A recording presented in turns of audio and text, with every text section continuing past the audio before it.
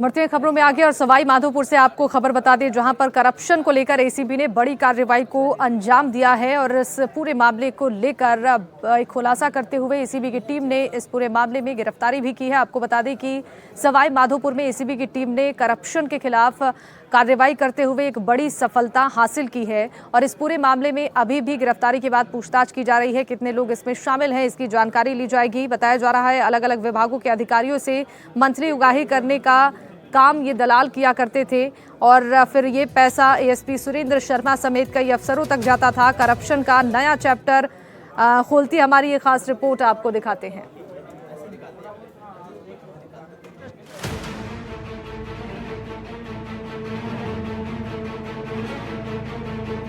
भ्रष्टाचार पर बड़ी कार्रवाई, जांच एसीबी अफसर तक आई। करप्शन पर एक्शन, जिनकी जिम्मेदारी, फिर क्यों उनकी माफिया से यारी। सवाई माधोपुर में एसीबी ने करप्शन पर बड़ा एक्शन लिया है। एसीबी ने additional superintendent of police Surendra Sharma को रिश्वतखोरी और पद के दुरुपयोग के आरोप में गिरफ्तार किया है। खास बात यह है कि एएसपी की गिरफ्तारी से पहले 2 दलालों को गिरफ्तार किया गया, जिनसे हुए खुलासे के बाद एएसपी सुरेंद्र शर्मा पर शिकंजा कसा गया। दोनों गिरफ्तार दलालों के नाम रामराज मीना और प्रदीप पारिक उर्फ बंटी बताए जा रहे हैं।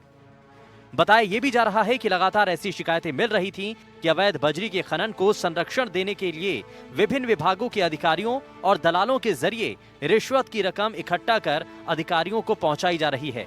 जयपुर एसीबी ने एक बड़ी कार्रवाई को अंजाम देते हुए सवाई माधोपुर के तत्कालीन एसीबी के एएसपी सुरेंद्र शर्मा सहित 2 दलालों को गिरफ्तार किया है। आप मेरे पीछे देख सकते हैं कि ये वही सरकारी आवास है जिसमें सुरेंद्र शर्मा, जो सवाई माधोपुर एसीबी में एएसपी के पद पर कार्यरत थे, वो यहाँ पर रहते थे। बताया यही जा रहा है कि जो दोनों दलाल जिनको एसीबी द्वारा गिरफ्तार किया गया है, वो सुरेंद्र शर्मा के लिए सरकारी अधिकारियों से मंथली वसूलने का काम करते थे। साथ ही जो बजरी माफिया है उनको संरक्षण देने के लिए अधिकारियों पर दबाव बनाया जाता था और बजरी माफियाओं से भी मोटी बंदी वसूली जाती थी। साथ ही शराब का जो ठेकेदार है उनसे भी मोटी बंदी वसूली जाती थी। एएसपी के लिए रिश्वत की वसूली करने वाले दलालों से 13 लाख रुपए भी जब्त किए गए हैं।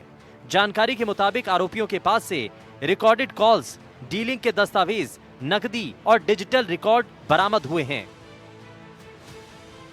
मामले की गहन जांच के लिए एसीबी की टीम आरोपियों से पूछताछ कर रही है, जिससे और भी बड़े खुलासे होना तय माना जा रहा है। बताया जा रहा है कि रिश्वत की रकम ऊपर तक पहुंचती थी। एसीबी अब कड़ी से कड़ी जोड़कर और भी कई अधिकारियों और दलालों तक पहुंच सकती है। एएसपी सुरेंद्र शर्मा की गिरफ्तारी को लेकर स्थानीय लोग भी भ्रष्टाचार को लेकर सवाल उठा रहे हैं। लोगों का कहना है कि कहीं चले जाएं, बिना पैसे दिए काम ही नहीं होता। हमारे साथ सवाई माधोपुर के कुछ लोग मौजूद हैं, इनसे हम बात करते हैं कि जिस तरीके से एसीबी द्वारा कार्रवाई की गई है और एसीबी का ही एक अधिकारी भ्रष्टाचार में लिप्त मिला है, इसको किस तरीके से देखते हैं? ये जो घटना हुई है किस तरीके से देखते हैं इसको? सर, बड़े दुर्भाग्यपूर्ण स्थिति है। आज जो भ्रष्टाचार को जो रोकने के लिए जिनको पाबंद कर रखा है, जो भ्रष्टाचार को ख़त्म करने के लिए जो आए हुए हैं, आज वो खुद भ्रष्ट है। आज उनके ऊपर किस प्रकार से सरकार के ऊपर किस प्रकार से भरोसा किया जाए। आज ग्रामीण क्षेत्रों में चले जाए, कहीं पर भी चले जाए, बिना पैसों के लेन देन के कहीं पर कोई काम नहीं होता आज। तो कुल मिलाकर के बात यह है कि हमको यही कहना है कि सरकार को चाहिए कठोर कदम उठाए, सख्त से सख्त कानूनी कार्रवाई करे और ये भ्रष्टाचारी है, ये बिल्कुल भी सलाखों के अंदर है, बाहर नहीं निकल पाए सर।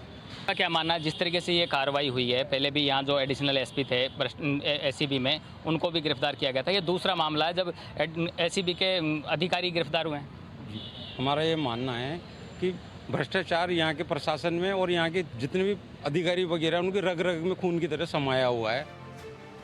लोगों की नाराजगी जायज भी है, क्योंकि भ्रष्टाचार के मामले जिस तरह सामने आ रहे हैं, उससे लगता है कि करप्शन अब सिस्टम का हिस्सा बन चुका है। चलिए आपको बताते हैं कि ये मामला बेहद गंभीर क्यों हो जाता है। दरअसल पूर्व में सवाई माधोपुर पुलिस चौकी पर सुरेंद्र शर्मा तैनात थे। पुलिस अफसरों से वसूली के लिए दलाल लगाए गए थे। अधिकारियों से मंथली रिश्वत की वसूली की जाती थी। अलग अलग विभागों में अलग अलग दलाल तैनात थे। इन सब के ऊपर एक प्रमुख दलाल काम करता था। प्रमुख दलाल रकम सुरेंद्र शर्मा तक पहुंचाता था। विभागों के अफसरों को डर दिखाया जाता था। अवैध खनन में संलिप्तता का डर दिखाकर वसूली होती थी। करप्शन में एक्शन लेने की बात कहकर धमकाया जाता था। डर से कई अधिकारी मंथली चुपचाप देते रहते थे। एक और राजस्थान सरकार करप्शन मामले में ताबड़तोड़ एक्शन ले रही है, तो वहीं दूसरी ओर अफसरों के ही भ्रष्टाचार में शामिल होने की खबरें सामने आ रही हैं। सवाल है कि आम जनता को न्याय कैसे मिलेगा? जनता किसके पास न्याय की गुहार लेकर जाए ताकि उसे इंसाफ मिल सके?